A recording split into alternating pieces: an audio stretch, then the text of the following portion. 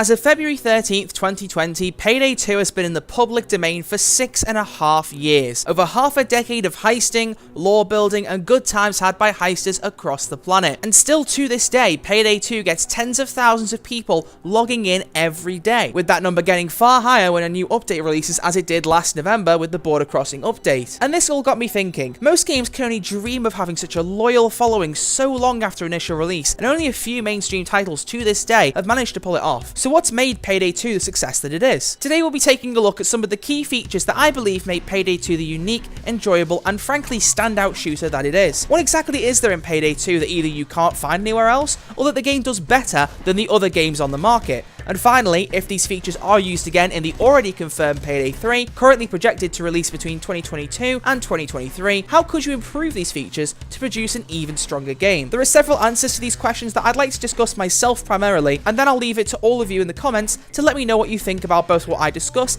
and also the things you think are most special when it comes to Payday 2, whether or not I mention them in this video. Anyway, without further ado, my name is NotReallyJacket, welcome back to the channel, and let's discuss what makes Payday 2 such a great game.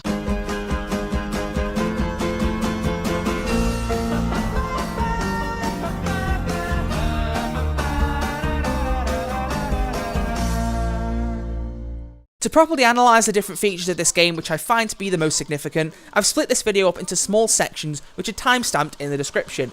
While I do recommend you watch and listen to all the points I make because it isn't a super long video, and I think all the points I've talked about connect to each other quite well, there is the option, if you wish, to look at something you might be more interested in than some of the other topics. But either way, let's start with the very first topic, the variety of heists on offer.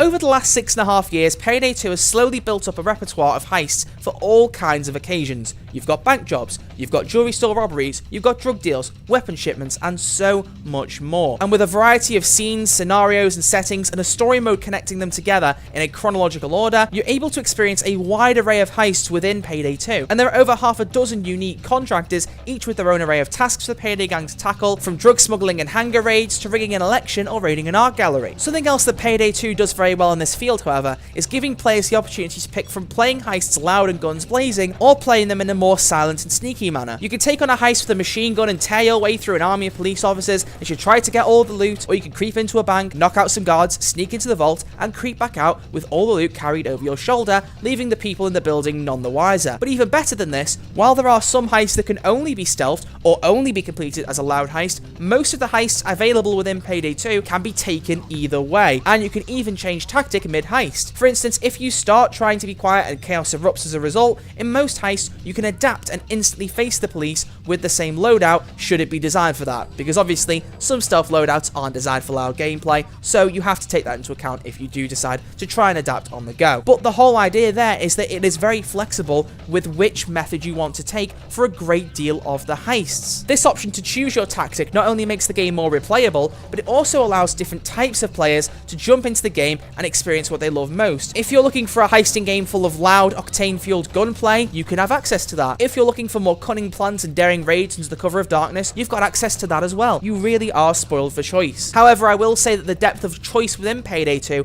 as to which heist you can play is something that really came with time. It wasn't there from the beginning. And of course, not every heist is perfect. There are heists such as the Bomb Forest and the Goat Simulator heist that constantly find themselves at the lower end of rankings for the game's best maps. But when you consider these maps in comparison to how many they've actually produced in the last 6.5 years, you can really forgive the occasional misfire. I just hope personally that Payday 3 launches with more heists available than Payday 2 did, as I personally feel that the base game didn't really have enough of the variety that it has in bucket loads today. Starting off with more heists available will add more variety, add more replayability, and keep the game interesting from day one, something that I think personally for me Payday 2 lacked a little bit when it launched, but more than certainly made up for as time passed. As long as Payday 3 has some variety when it launches, in the exact same way Payday 2 does, we'll be quite alright. But there is so much more to the way you play than simply choosing a heist out of the dozens you have on offer. The next step is to investigate the planning and dynamic elements in every heist. Now, as you no doubt know, Payday 2 is not the only game featuring heists. GTA 5, for instance, features a group of fun, exciting heists to play through in story mode, and a few to try out in GTA Online. Red Dead Redemption 2 has its fair share of train robberies and bank jobs, and games like Monaco and Thief present heisting from their own environments and their own settings. But I believe Payday 2 offers something far more in-depth than any of these games. Within Payday 2, you can plan the heists in far greater detail and variety than any of these other games. Where GTA 5 would offer you a choice of plans and then fix everything else to be linear and you couldn't change any of the other mechanics within the heist, Payday 2 can allow you to choose from multiple entry plans, multiple escape plans, multiple vault breaching methods, multiple equipment placements, software hacks, outside assistance, and so much more. And on top of that, you're able to negotiate and plan with your teammates using the pre-planning feature available in most heists. Within this feature, the group of players can study the blueprints of the map, plan their entrance and escape routes, how they're going to get around the heist, vote on the most important parts of the plan, discuss how they're going to put their plans into action, and even get a little creative with the drawing tool on PC. Anyway, once you've planned your heist, it's then down to the game itself to throw you into a unique scenario. The game's Steam page itself says that no two heists are ever the same, and this is down largely to the combination of the aforementioned pre-planning and the addition of RNG. RNG means random number generator, and it's a mechanic within games that allows the maps to vary from playthrough to playthrough, be it on really small details such as the time of day, the weather, or larger changes such as where the vault spawns or where the escape appears. Every single heist in Payday 2 is dictated by RNG, even if it's only just slightly, and it can really mix up your playthroughs and make them more interesting, rather than just playing the same copy and paste heist every time. It ensures that no matter how many times you log on to Payday 2, no matter how many heists you play, or for however many years, you're always seeing it play out just a little differently than the previous time you played it. I personally believe that both pre-planning and RNG need to reappear in Payday 3. The pre-planning feature is pretty much perfect already in my opinion, but I do think that if they want to improve it, maybe for some heists they could add a few more options in for pre-planning, and also make sure that every heist can use the feature, because there are some in Payday 2 that don't make use of it, and I do think it'd be nice to see every heist make use of the feature, even if it's not in a great deal of depth in the way that you might see in the Big Bank or the Golden Grain Casino. But when it comes to the RNG element, I'd like to see Payday's developers at Overkill Software get a little bit more devious, mix up more parts of the map, create dynamic events, and maybe even take a hint from Battlefield and have the map adapt to the gunfire in the game. Maybe let certain pieces of the wall get blown off, maybe let certain windows actually break down beyond just smashing the glass once and everything disintegrating. Make it a little bit more violent and destructible and add a little bit more uniqueness to each of the maps, beyond just letting you blow up a couple of security doors with C4s. Let your imagination run wild and make every single map a little bit of a combat sandbox. I do think that that would really make the heist even more unique from playthrough to playthrough and may keep more people interested, because again, the whole map evolves around you and it makes it even more unique each time. But while pre-planning and RNG are two very important features within the game, they're not the only ways for you to mix up how you play. With Payday 2, customization is key, and this is clear to see in so many aspects of the game, but in none more so than its skills system. It's a very common practice for games to have some form of skill system within their game workings. A mechanic in the game that allows you to improve your character or gain new abilities as time passes so you can beat enemies faster, unlock areas you couldn't get to before, or just generally become better at the game itself. These systems take many forms, whether it's slowly gaining a predetermined set of skills and abilities over the course of a story, or whether it's picking a specific character, leveling them up and leveling up their unique talents and capabilities, but being stuck with them once you've selected the character unless you fancy restarting your whole game. But Payday 2 looks at some of these formulas, however, and decides that it wants to turn that whole system on its head. They saw how linear some of the skill systems were in games today, and how they sometimes were unchangeable or would bind to a chosen character, and they said, no, we're not going to work like that. Let's give the players some real choice. And so they created the skill system that we have today. Within Payday 2's skills element, you have a broad variety of skills to provide you with special abilities, weapon buffs, survivability skills, teamwork perks, amongst a lot more. But there's really more to it than that. You're able to pick and choose whatever skills you like with whichever character you play as, and you can change it at any time. You can even fill up 15 unique profiles within your inventory, each one containing a set of skills, primary and secondary weapons, equipment, and much more, meaning you could have loadouts for every occasion and never be caught out in any heist. You could have a profile made up of suppressed weapons, body bags, and have stealth skills coming out your ears. And then if you're expecting a firefight in your next heist, you could also have a profile comprised of a full set of armor, a minigun, and grenades to face the police head on. The level of depth and variety is something truly special here, and it's something you just don't see in other games. It's Payday 2's strongest feature in my opinion, and if anything anything at all from what I discussed in this video today sees its way into Payday 3 as a top priority, aside from obviously a new engine and stronger visuals, I truly do hope the skill system is what makes its way over into the next game. To me personally, the fact that you can just pick any skill set at any time, reset your skills whenever you want without it having to cost you a thing, and just generally having this depth and flexibility to however you want to play, having whatever skills you want, mixing whatever you want together, the millions and millions of combinations you can have is just phenomenal, and it's something that I've never seen in any other game the way Payday 2's done it. So if we see this feature in Payday 3, we're already off to a really good start.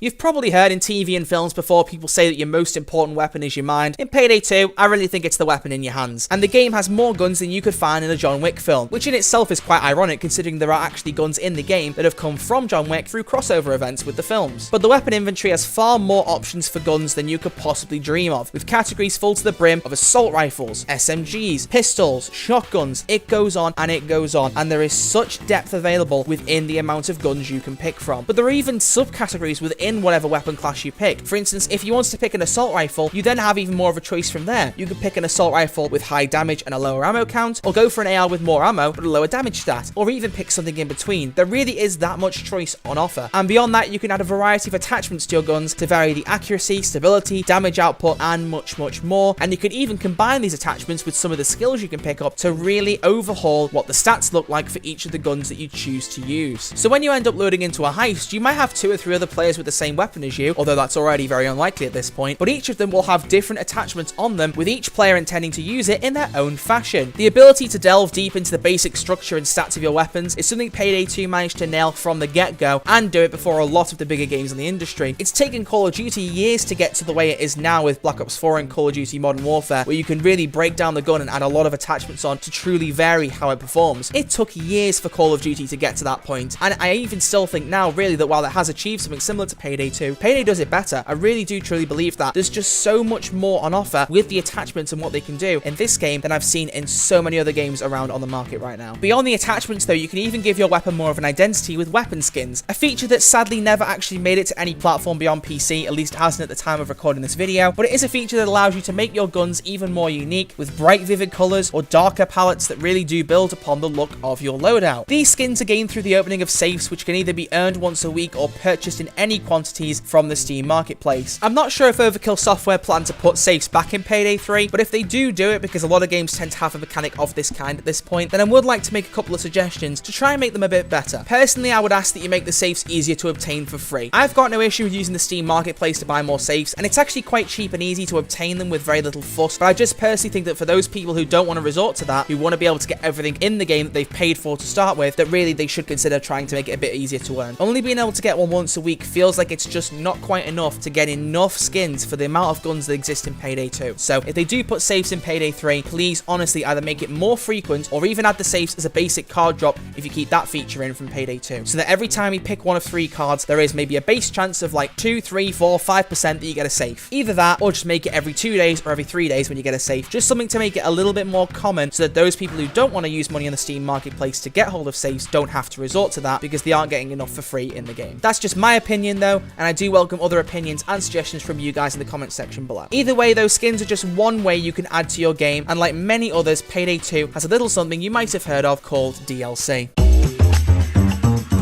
Now, something you'll notice from the second you open Payday 2's store page is that there is a great deal of DLC on offer for the game. It can actually be quite overwhelming, but with almost 200 game updates since launch, more than 70 of which being DLC packs, it is no secret that Payday 2 has more purchasable content available than a lot of games on the market today. You might deem this as something inherently bad about Payday 2, but I would honestly say that's the wrong conclusion. You see, Payday 2's DLC offerings are split into the following 5 categories: heist updates, character packs, weapon mod packs, or most recently, outfit packs. We've only had one of those so far, but more are on the way. None of these packs are pay to win or give you unfair advantages over the other players in your lobby should you choose to avoid purchasing any DLC, as some players do. However, if you do purchase them, they add more variety and provide a more in-depth and expansive title overall should you choose to buy into them, as a lot of people do. Now, in the past, there have been offerings in all 5 of those categories I've mentioned that have been added for free. There have been free heists released, a great deal of the characters in the game are free to play, there are lots of weapons weapons you can pick right off the bat that don't need DLC. The attachments themselves are in a large majority free, and on top of that, when they added the first outfit DLC pack, they then also added some free outfits to go alongside it, should you not want to buy the DLC pack. But let's talk about why this vast amount of DLC is not a problem at all for Payday 2. First off, you don't have to own the DLC heists in order to play them. All you have to do is just hop into a lobby being hosted by somebody else online who owns the DLC in order to give it a go. So any heist you could possibly want to experience, including fan favorite DLC heists like the Big Bank, Scarface Mansion, or the Golden Ring Casino, can all be played without owning their associated DLC packs if you don't want to buy them. It's simply the hosting privileges that you gain when you buy the pack, alongside any other bonuses in the DLC, such as melee weapons or guns. But speaking of guns, another thing that makes Payday 2 unique is that the DLC weapons are not in any way, shape, or form damaging towards the game's mechanics, since almost every single DLC gun that has ever been added to the game has been a near-on reskin of a free weapon already available in the game, but with a different appearance and maybe some slight differences to the weapon stats, but nothing seriously notable if they're better than the free versions. For instance, if you like the look of the CR-805B submachine gun, but you don't own the Biker Heist DLC that it comes from, you can equip the near identical Krinkov submachine gun, and you really won't notice any difference in the gameplay, the stats, or anything like that. And as I've said, even with the outfits, there are some available absolutely for free that you can equip, and there's just a few of them that are locked behind a paywall. It really is up to you whether you want to invest or not, but I do think the way they've handled DLC in this game really is standout and makes it very unique, because it doesn't damage the mechanics or the identity of the game. It just adds new things that slightly mix up what's already there, but not so much that it's a problem should you not either A, want to buy into it, or B, if you're just not able to afford it. But something else that's very well executed when it comes to Payday 2's DLC is that if you do choose to purchase some of it, you also have the opportunity to buy the DLC in a bundle for a vastly cheaper price. On PC, this is called the Legacy Collection, and on Xbox One and PS4, it's known as the Crime Wave Collection. These bundles each include all of the DLC packs available for their respective platforms, tied under one singular price tag, which costs far less money than just buying every single DLC pack individually. Take the PC version, for example. If you were to buy each of the dozens of single DLC packs on their own, you would be paying 4 times more than if you just bought the bundle that collects all of them together. These bundles have clearly been created with convenience and consumer value in mind, and if you're looking to buy even a couple of DLC packs, I'd really just recommend you consider buying the whole bundle just to get everything together in one package, because it really won't be much more than just going for a couple of the loose DLCs. As long as they keep this attitude to DLC going into Payday 3, it really doesn't matter if they release the same number of updates, whether they release more, whether they release less. As long as they don't damage the game in the exact same way that Payday 2 has managed to avoid, then Payday 3 will be a surefire success when it comes to post-launch content. So for the last 15 to 20 minutes, I've been talking a lot about Payday 2 and the strong suits of it, what makes it a unique game and all that stuff, and I do think that while the things I've talked about are very important, there are some things that I haven't discussed that I don't have time to go into full depth about that I still want to give some credit to now towards the end of the video. And so in a very Watch Mojo fashion, welcome to the Honourable Mentions. First off, the number of achievements you can get in the game. Now I actually did some digging to have a look at the games on Steam with the most achievements, and Payday was on the first page out of hundreds of pages. I don't know how many there were actually, but when I looked at all the games in front of Payday 2, they all seemed to either be indie titles that hadn't took off or just user-created games of some kind. I didn't really see very many mainstream titles, if any, if I remember correctly, that were ahead of Payday 2 in the quantity of achievements available that you can earn in the game. So for the purpose of this argument, I'm going to say that Payday 2 has the most achievements for any mainstream game available on Steam. With over 1,100 achievements, there are plenty of things in Payday 2 to keep you hooked and keep you going within the game. Whether it's beating each heist on any of the 7 different difficulties, doing certain things in a heist, or leveling up, or just generally making progress within the game, there are plenty of things to keep you playing Payday 2 to get as many achievements as you can. On console, there are only 110 achievements available for Xbox One and PS4, which ideally I know should be a lot higher, but if we just look at how many are available for PC overall with the 1,100 plus achievements, it is actually insane to think that there is so much time you need to spend to get every single one done. But the point I wanted to make quite simply is that this is another thing to keep you hooked in Payday 2, another way that makes the game stand out, having more achievements on offer and more reasons to keep coming back to the game and keep playing it to beat every last one of them if you're into that kind of thing. The second entry in my honourable mentions list is the existence of the crew management system. Now this is a newer thing that was added to the game, but it basically gives you bonus perks if you choose to play it on your own. Right from the start, Overkill has labelled Payday 2 as a 4-player co-op first-person shooter, but of course not everyone is in a situation where they can play with 3 other players, whether it's random people online or their friends. Some people just don't have access to that. And so adding a few things to try and make you a little bit better off and to compensate for not having other players there is a nice touch that really does help you if you are playing alone. Whether it's interacting with things faster to get through the heist quicker, having more health, having more dodge, having faster reload speeds, or allowing one of your 3 AI teammates to revive you from a distance instead of having to come up and complete an animation. Now granted, there's nothing that makes you overpowered here, and it's good that there isn't anything like that because then it would be a problem, but it does give you a few extra boosts and perks should you choose to play on your own or just not have the ability to play with other people online. And finally, I can't talk about the strong parts of Payday 2 without at least partially crediting the music of the game. It's something that's been memed about for a long time in the community, but genuinely, the music that backs the heist in this game is absolutely phenomenal. Whether it's the music written by Simon Viklund through most of the game's life cycle, or the newer tracks that have been written by the current composer Gustavo Coutinho, I hope I'm pronouncing that right by the way, who's really managed to take the music of Payday 2 into his own stride, composing some great tracks for the border crossing heist and beyond. I honestly believe that if the quality of the background music wasn't as good as it is, then Payday 2 just wouldn't be as good of a game. It's almost as if the music in the background gives you that push you need to get through a heist that you might be finding challenging, or just make you feel like you're really cool cruising through a bank robbery or robbing a jewelry store. I've mentioned GTA 5 already in this video, but it's a really good comparison I want to make. If you compare playing the heists in GTA 5 and the music that backs them with the heists of Payday 2 and the music that backs them, which one's better? I don't even think I need to answer that question because we all know the answer would be Payday 2. The music of this game is just so much better than any other heisting music that I've heard. And that's not even criticizing GTA 5 as a game, I just don't think the heisting music is nearly as immersive as the music within Payday 2. It certainly is a strong suit of the game, and I hope to see it continue in any future updates of Payday 2, as well as the upcoming Payday 3. But that rounds off all the chapters I wanted to cover in this video, so as I draw it to a close, I think it really is safe to say that Payday 2 has a number of unique and important features that make the game stand out when you compare it to every other title on the market. With the development of Payday 3 well underway and a release date pinned for just 2 to 3 years off, there's plenty of time for Overkill to get the sequel just right. However, the key features I've discussed in this video might just be echoed or reinvented for Payday 3, keeping some of the most important and beloved traits of the franchise, whilst adding some fresh features, new heists and characters, and making use of a new engine. Throughout this video, I've talked a little bit about my own personal experiences and my own personal thoughts and opinions, and in keeping with that, I'd like to conclude the video by saying that the features I've discussed are all what I believe to be the strongest aspects of Payday 2. Whether they're features that are all unique to the game, things that Payday 2 does better than other games, or just pieces of the game that elevate it to another level entirely, I truly believe that Payday 2 has managed to create something very special in the heisting game genre, and that's why I still find myself coming back to play the game 5 years on from when I first picked it up. Either way,